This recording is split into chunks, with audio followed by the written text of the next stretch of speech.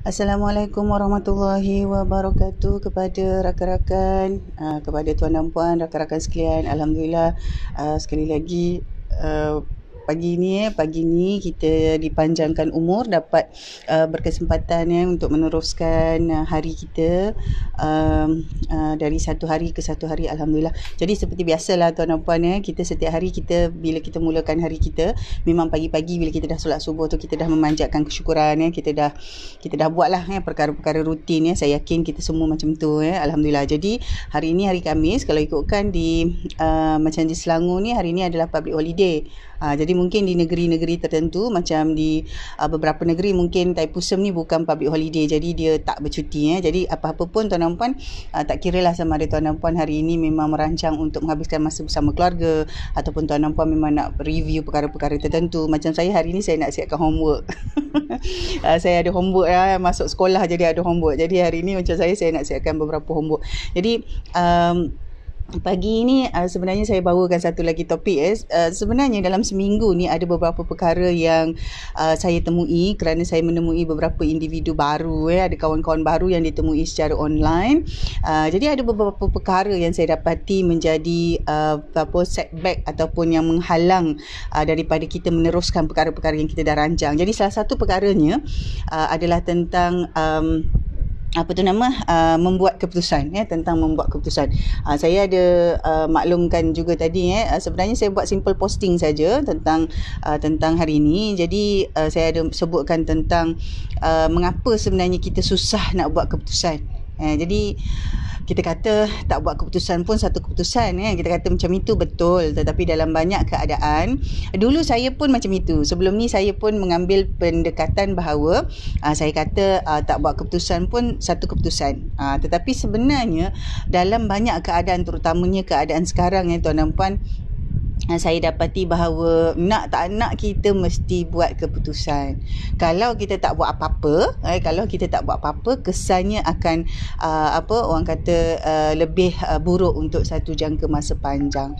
Jadi tuan dan puan, orang kata sama ada apakah perkara-perkara yang menyebabkan kita susah nak buat keputusan. Yang itu sebenarnya saya nak bawa kepada satu nak kata perbincangan pun dia bukan dua hala, tetapi saya nak bawakan orang kata kupasan itu kepada satu perspektif yang lebih objektif kepada keputusan yang melibatkan hal-hal perniagaan terutamanya. Jadi kadang-kadang kita kata keputusan kita tu mungkin tentang hal keluarga, tetapi biasanya bila kita sebut tentang buat keputusan, dia melibatkan perkara-perkara yang besar. Kalau dalam setiap hari pun sebenarnya tuan dan puan, kita buat keputusan. Kita buat keputusan pagi ni kita bangun pukul berapa nak buat macam mana. Hari ni adakah kita nak masak di rumah, atau sebenarnya kita nak order sahaja. Jadi benda-benda tu sebenarnya keputusan. Jadi banyak setiap hari kita buat keputusan tu, yang kita sebut sebagai buat keputusan tu, keputusan yang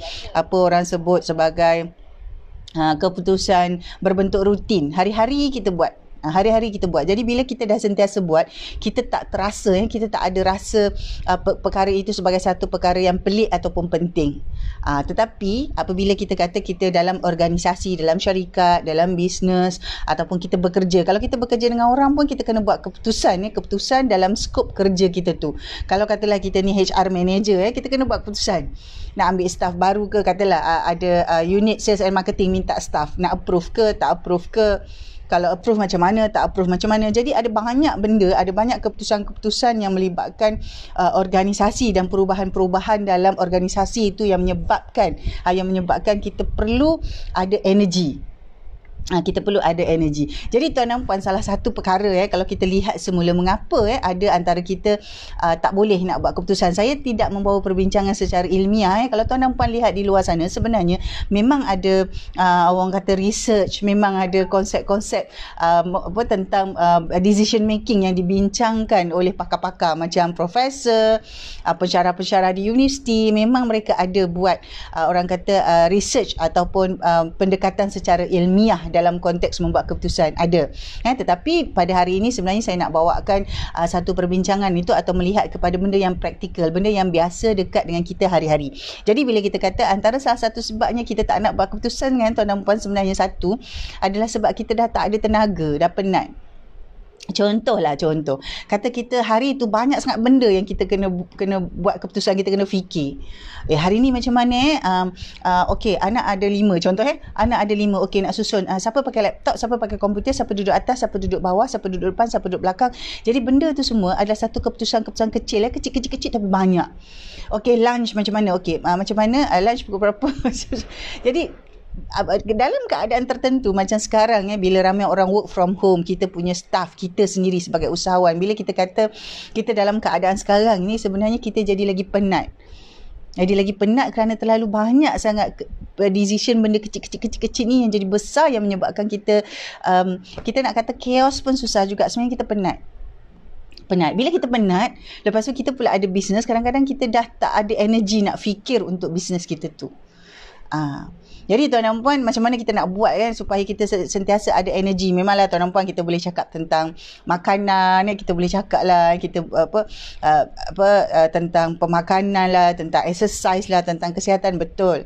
Tapi salah satu perkara general antaranya adalah tuan dan puan, rutin kita work from home itu, ataupun rutin-rutin kecil itu tadi, kita mesti set supaya kita tak perlu lagi nak fikir yang itu, nak fikir yang itu lagi.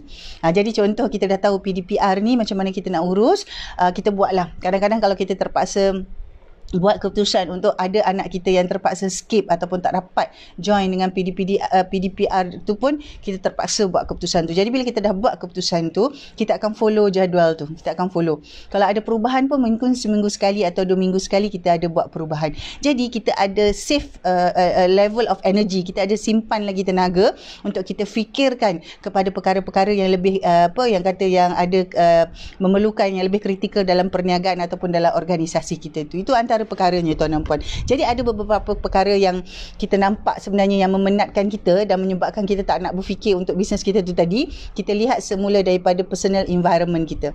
Adakah tentang mengurus anak, mengurus rumah, mengurus pasangan, mengurus perbelanjaan keluarga tu tadi, menyebabkan kita banyak sangat guna energi untuk berfikir sampai kita tak ada energi untuk buat keputusan untuk organisasi kita tu. Jadi yang kat sini ni, susunkan cepat-cepat supaya kita allocate satu masa, kita allocate satu orang kata energi atau kuasa yang untuk kita gunakan untuk berfikir dan buat keputusan kepada bisnes kita tu tadi. Jadi kalau macam kita kata kita ada banyak bisnes, jadi mungkin pada masa ini tuan dan puan dah perlu susun. Kalau katalah ada banyak projek NGO, sampai 5 projek NGO, lepas tu company pula sampai 5 company, jadi ada 10 benda nak fikir. Jadi tuan dan puan perlu susunkan yang itu.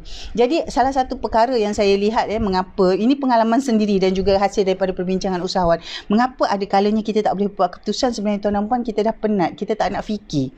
Bila kita dah penat, kita tak nak fikir, dan bila kita tak fikir, kita tak buat keputusan.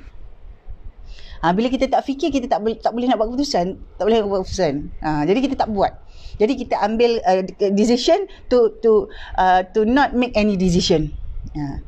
Saya dah berada dalam beberapa situasi di mana saya sendiri, ketua saya sendiri, saya tengok bila dia tak buat keputusan. Sebenarnya bila tak buat keputusan, kesan jangka masa panjang dia lebih buruk. Mungkin pada waktu terasa okey, tapi sebenarnya dalam jangka masa panjang dia lebih buruk. Dalam orang kata, kalau tuan dan puan boleh buat satu bacaan sikit ataupun research, tuan dan puan boleh tuan dan puan akan jumpa, memang ada setengah orang dia akan berfikir hitam putih, tapi ada setengah orang akan berfikir kelabu je. Memang ada macam itu. Jadi kita tak boleh nafikan lah, memang ada orang macam itu. Tetapi tuan dan puan, perkara ni kita boleh latih diri kita. Boleh latih diri kita, sama ada kita nak jadi black and white thinker, ataupun kita nak jadi orang yang cakap people who always see the world as in grey. Dia ambil jalan tengah je, kelabu je. Sebenarnya dua-dua ni ada kelebihan dan dua-dua ni memang ada. Tetapi kalau tuan dan puan boleh semak, ada research sebenarnya yang ada pakar-pakar profesional secara ilmiah, mereka memang buat research tentang adanya orang-orang yang dipanggil sebagai black and white thinker, yang satu lagi grey thinker. Maksudnya dia orang ni fikir, ada satu kumpulan orang ni dia memang berfikir hitam putih. Hitam putih ni macam yes no. Satu lagi grey thinker, maksudnya tak yes tak no. Jadi memang ada dua. Jadi tuan dan puan, kalau tuan dan puan hari ni kalau lapang, tuan dan puan buat sikit research, buat sikit bacaan. Sama ada tuan dan puan boleh Google, sebenarnya menarik menarik. Ataupun kalau tuan dan puan cari artikel ilmiah yang rajin ni, yang rajin boleh baca artikel ilmiah tentang adanya research tentang bagaimana orang-orang ni ataupun sekumpulan manusia ni, dia orang memang jatuh dalam kumpulan sama ada black and white thinker. Dia fikir yes, no. Dia fikir positif, negatif. Dia fikir dua-dua. Kemudian dia buat keputusan. Ataupun ada lagi satu kumpulan yang memang grey. Dia ambil jalan tengah je. Kalau yes, no tu pun dia ambil jalan tengah je. Dia memang ada. Jadi untuk itu tuan nampak, kalau kita kata antara perkara mengapa sebenarnya ada sesetengah orang ataupun kita sendiri sebenarnya tak boleh nak buat keputusan ataupun tak nak buat keputusan tadi tu. Jadi yang pertama tadi saya dah bawalah, sebenarnya dalam keadaan realitinya kita penat fikir banyak sangat. Jadi sekarang ni saya punya invitation saya nak mengajak semua mana-mana perkara yang kita boleh selesaikan, yang kita kata contohlah nak susun jadual anak, nak masak apa, nak buat apa, nak bagi isteri duit belanja bila, apa itu perkara-perkara yang berbentuk rutin tu settlekan dulu.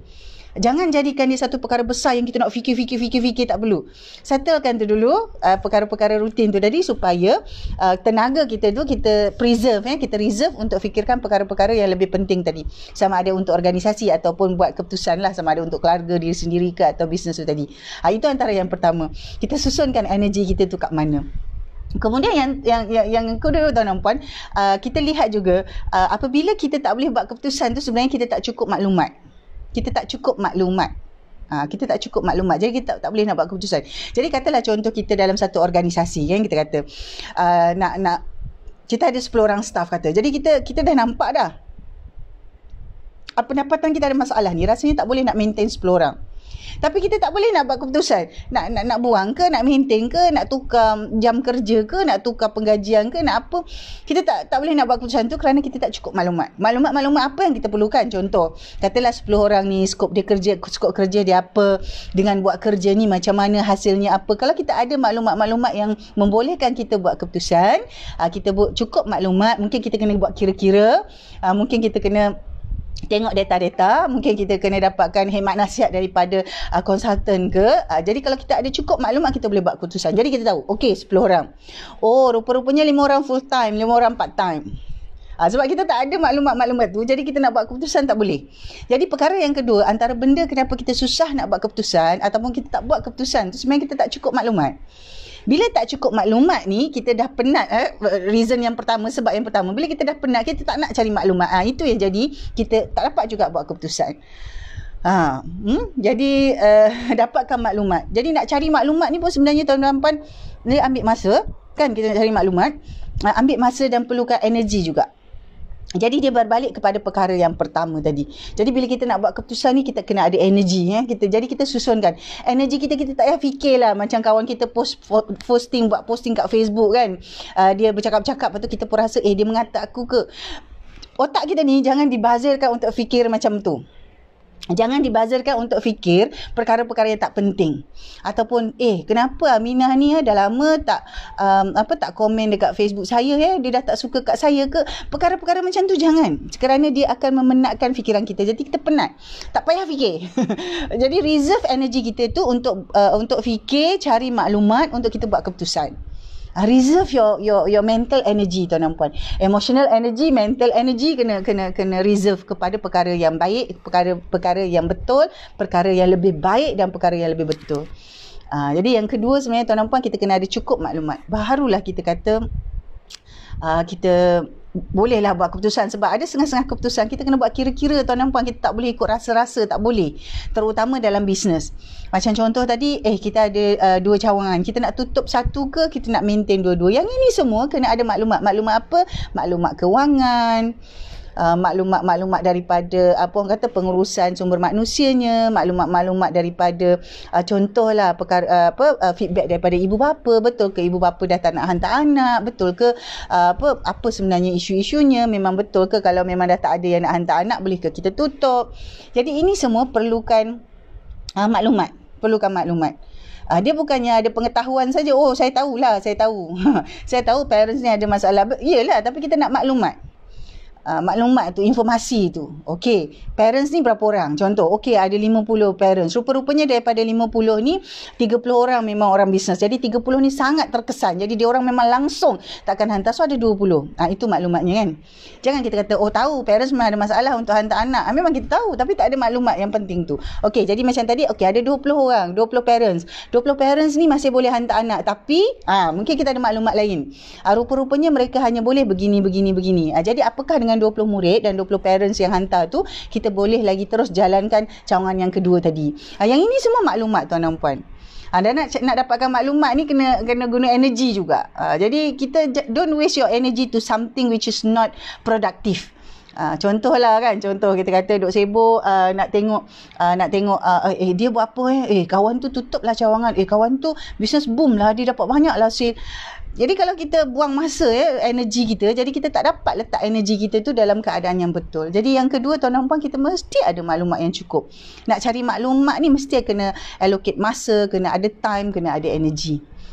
Okey, yang ketiga, antara perkara kenapa kita tak boleh buat keputusan lagi tu katalah energi dah ada, maklumat dah cukup, tapi kita tak boleh buat keputusan juga. Jadi salah satunya sebenarnya tuan dan puan, kita kena lihat balik diri kita, apakah kita ni tidak mempunyai cukup keyakinan. Kita tak yakin. Kita tak yakin ni bukan apa. Sebenarnya kalau kita tengok ada sesetengah daripada kita memang kita dah dibesarkan dengan satu budaya bahawa kita kena fikir apa orang cakap. Jadi kadang-kadang kita tak buat keputusan, kita ada energi dah, kita dah analisa dah, lepas tu kita dah kumpul maklumat dah, kita ada semuanya, tapi kita masih tak buat keputusan. Jadi antaranya tuan dan puan, dia adalah tentang bagaimana cara kita ataupun budaya yang ada pada kita. Kadang-kadang kita ni banyak kata, kalau aku buat macam ni orang cakap apa kalau aku buat macam ni orang cakap apa nanti kalau aku buat macam ni mesti orang kata aku gagal. Contoh, kalau aku buat macam ni mesti orang kata aku ni tak bagus. Jadi bila kita ada fikiran-fikiran macam itu pun akan membuatkan kita tak dapat buat keputusan. Jadi memanglah yang pertama tadi kita kata kita kena ada kita kena ada cukup energi tu tadi untuk nak buat keputusan tu tadi. Kedua, kita kena ada cukup informasi, maklumat. Dan yang ketiga sebenarnya tuan dan puan, kita kena ada cukup self confidence tu tadi. Kadang-kadang bila kita takut, contoh kalau I buat ni I kena saman macam mana? Ada setengah orang kata I buat ni kena saman, bayar je lah. Ada setengah macam tu. Tetapi ada kata, kalau buat macam I kena saman macam mana? Kalau I kena saman nanti I kena bayar banyak duit, nanti I rugi. Kalau I rugi macam mana? Jadi dia ada banyak sangat orang cakap perkara yang dia tak yakin. Benda tu tak jadi lagi pun. Kalau dia buat pun kadang-kadang tak tentu lagi benda tu boleh berlaku ke. Betul ke nanti kena saman? Betul ke orang akan mengutuk kalau dia tak buat apa-apa pun orang kutuk? Dia buat pun orang kutuk sebenarnya. Tapi dia rasa macam nanti orang kutuk, nanti orang cakap apa? Malulah aku dah ambil program training, coaching, consulting setahun sampai 100,000 tapi tutup bisnes, contoh. Contoh, saya bagi contoh. Jadi kita duk fikir-fikir, kita dah ada energi tu, kita dah dapatkan maklumat tu semua. Kita dah tahu dah keputusannya adalah ABC. Tapi kita tak buat apa-apa juga. Jadi antaranya tuan dan puan adalah kerana kita kata kita tak nak, kita tak ada keyakinan diri tu. Biasanya tuan dan puan kita tak nak, kita nak memenuhi keperluan orang. Kita tak nak orang cakap buruk pasal kita tak nak orang mengata, kita nak orang tengok kita best aja. Jadi benda-benda macam tu. Kadang-kadang ada faktor macam tu. Jadi benda ni sangat subjektif Jadi kita kena cari macam mana kita nak buat tu. Jadi kadang-kadang kita rasa juga macam kita tak nak buat salah. Bila self confidence ni rendah sebenarnya tuan dan puan, kadang-kadang kita takut nak buat silap. Kita kata kalau aku jual rugi macam mana? Nanti kita takut nak buat silap. Kita takut nak buat silap. Saya ada senario di mana saya pernah bagi saya buat calculation, saya kumpulkan information dan saya dapat satu result. Conclusionnya adalah kita jual bisnes ni. Tapi akhirnya bisnes tu tak dijual. Dia meninggalkan kesan yang lebih buruk rupa-rupanya. Dia memanglah kita kata bisnes tu jalan, orang ada kerja, orang kata klien-klien ataupun pelanggan masih lagi hantar, masih lagi beli, masih lagi supplier hantar barang. Tetapi rupanya untuk jangka masa panjang tu dia ada lagi perkara-perkara yang jauh kesannya lebih buruk. Jadi kadang-kadang bila kita tak nak buat keputusan tu, sebenarnya kita cuba tengok balik, adakah kita sebenarnya takut nak bertanggungjawab kepada kesan buat keputusan tu tadi. Contoh antara kesannya orang benci kita. Contohlah, orang tak suka kita contoh. Jadi itu adalah hasil ataupun kesan daripada keputusan-keputusan yang buat. Adakah kita takut nak menghadapi itu semua sebenarnya? Jadi kadang-kadang tuan dan puan kalau tanya saya lah, bila saya tengok kesan tu sama, maksudnya kalau saya buat, contoh kalau kita takut orang kutuk kita, kalau kita takut orang benci kita, sebenarnya kita buat apa-apa pun orang akan kutuk, orang akan benci. Jadi saya ambil keputusan, saya abaikan faktor-faktor tu. Ataupun kita kata, okey, kalau buat macam ni nanti akan efek. Kalau saya hilang pendapatan macam mana? Kalau saya tak ada gaji macam mana? Jadi perkara-perkara tu, ada perkara lain yang kita kata itu adalah consequences ataupun kesan kepada keputusan kita kan. Jadi ada perkara lain yang kita boleh buat. Jadi ada benda-benda nilai ataupun keyakinan yang kita kena pegang supaya self-confidence kita tu intact. Tuan dan puan, semua orang buat silap. Saya pun mengaku, saya ada banyak buat silap dalam keputusan-keputusan yang saya buat. Saya banyak silap. Saya ada banyak buat kesilapan dan paling bagus pun, paling baik saya kalau kesilapan tu berbentuk personal, minta maaf dan tak buat lagi dah. Tapi kadang-kadang itulah tuan dan puan, bila kita jumpa orang lain, kita lupa, kita terbuat kesilapan yang kita dah buat dengan orang A tadi. Bila kita jumpa B, kita terlupa kesilapan tu yang kita dah kata tak nak buat. Jadi kita, alamak, sepatutnya tak buat, dah terbuat. Jadi kalau kesilapan tu berbentuk macam individu macam tu, antara perkara yang paling baik kita memang mengakui kesilapan. Kalau memang perlu minta maaf dan kita tak buat lagi. Tapi kalau kesilapan tu berbentuk teknikal dalam bisnes, contoh kita dah kira-kira tengok, tak boleh sustain ni puan, memang kena tutup. So tutup, rupa-rupanya lepas 2-3 bulan, alamak rugilah tutup. Kalau tak tutup kan kita boleh survive lagi ni, bagus. Tapi yang itu kita sebut sebagai technical business lah, sebab kita dah bersetuju, kita dah buat kira-kira dan kita setuju untuk tutup. Tapi kesannya kita katalah kita rugi. Patutnya kita maintain je sebab lepas 3 bulan bisnes tu naik balik, contoh. Jadi bila kita buat keputusan tu, kita kata self confidence itu melibatkan kepada keperluan untuk kita sanggup menghadapi kesan daripada keputusan kita tu tadi. Jadi ada setengah-setengah keputusan yang kita buat tuan dan puan sampai ke tahap kita dibuang kerja. Contoh ataupun kita dipulaukan oleh sekumpulan orang.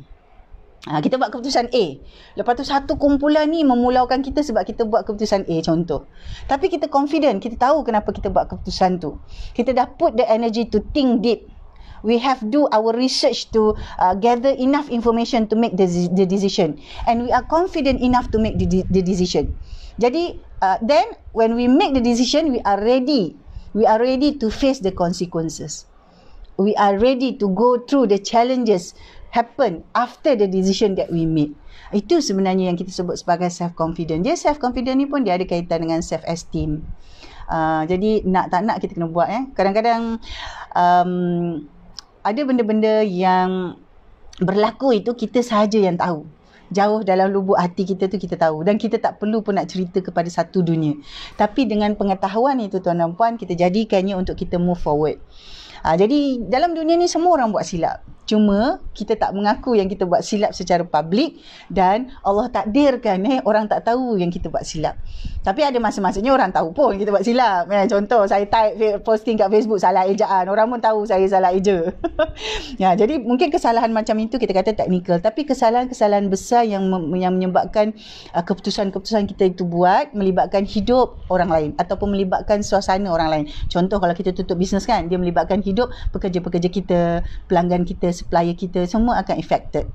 Jadi perkara ni nak tak nak, kalau kita tanya, saya nak belajar lah daripada puan, macam mana puan buat macam mana puan buat keputusan jadi kalau belajar itulah dia jadi macam perkara teori yang ada kat buku tu. Okay, first apa, second apa, third apa. Tapi selagi kita tak buat, kita tak akan nampak sebenarnya apa yang kita ada. Sebab orang A buat adalah berdasarkan keadaan dia. Orang B buat berdasarkan keadaan dia.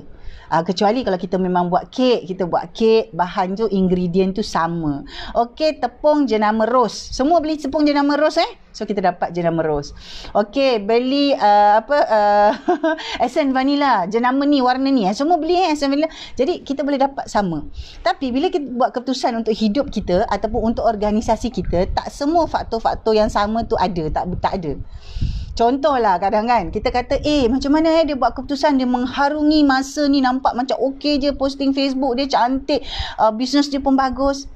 Kita tak ada contoh kita tak ada kalau macam dia lah contoh, kita tak ada partner bisnes macam yang dia ada contoh. Kita tak ada modal bisnes macam yang dia ada contoh. Kita tak ada pasangan yang boleh support financially macam yang dia ada. Jadi keputusan dia tak sama dengan keputusan kita. Kalau kita nak tiru dia pun tak boleh. Kita nak belajar daripada dia pun setakat dengar saja. Lebih baik belajar daripada buku. Maksudnya baca. Jadi kita boleh belajar, tapi tuan dan puan, sampai masanya sekarang kena buat keputusan. Sampai bila kita nak belajar, nak dengar orang lain cakap, nak dengar pendapat orang tu, nak dengar pendapat orang ni, nak dengar saya cakap dekat FB Live macam ni, tak cukup. Kena buat.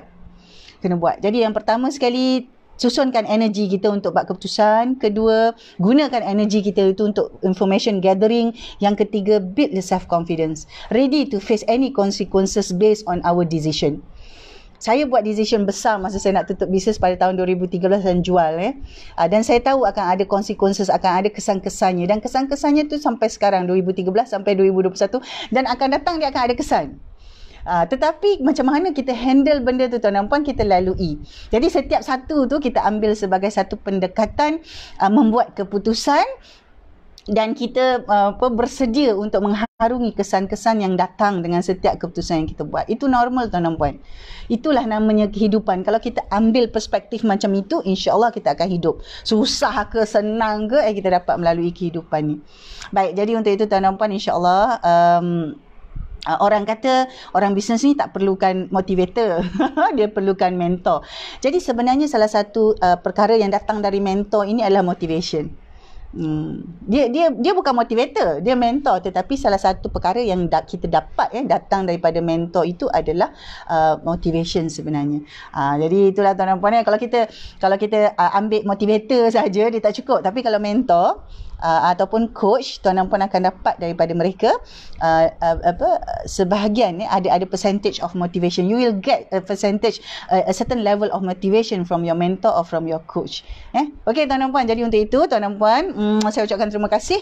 Jadi insya-Allah kita teruskan hari kita dengan rancangan-rancangan yang ada, dan kita buatlah kepada yang masuk, saya ucapkan terima kasih. Kepada yang menonton secara rebroadcast, saya ucapkan terima kasih juga. Jadi insya-Allah kita sama-sama buat let's empower each other in any way that we can. We will be able to go through. We hope that things will get better, insya-Allah. Kita doa lah supaya darurat ni ditamatkan dengan cara yang baik. Kerana darurat ni kesannya lain tuan dan puan. MCO is different keadaan PKP berbeza, darurat berbeza, dia ada kesannya. Jadi tuan dan puan, kita doa sama-sama supaya diberikan kemudahan kepada semua kepimpinan kita, pimpinan negara, pimpinan syarikat, pimpinan keluarga, semua sekali insya-Allah. Jadi untuk itu terima kasih kepada yang dapat masuk ni, saya tak sebut nama. Jadi saya ucapkan terima kasih, insya-Allah kita jumpa lagi. Assalamualaikum.